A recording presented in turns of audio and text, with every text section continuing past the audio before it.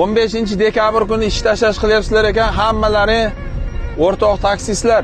Menimcha noto'g'ri bo'ladi, chunki qanchadan qancha odam kasalxonaga bora olmay qoladi, maktablarga, bog'chalarga borish kerak, ishga borish kerak. Ko'rib qolyapman 15-dekabr kuni ishga chiqmaymiz bo'ldi deb.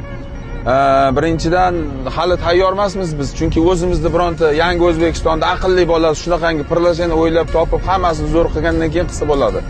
Hozir qilishlarni tavsiya qilmayman. Hozir 10%, 15% o'zlaringning pullaringdan to'lab ishlayotgan bo'lsalaring, ertaga shunaqa qilsalaring, balkim 30%, balkim 50% pullaringni oladi ular. Ja aqlli odamlarda uni egalari. Bu qilish kerak emas bu ishni. Bundan ko'ra ishlab turaverish kerak. Mana yangi O'zbekistonda shunaqa aqlli bolalar chiqyapti-ku, har sohada zo'r. Shunaqa bironta bola chiqib qoladi, yaqin kunda chiqadi.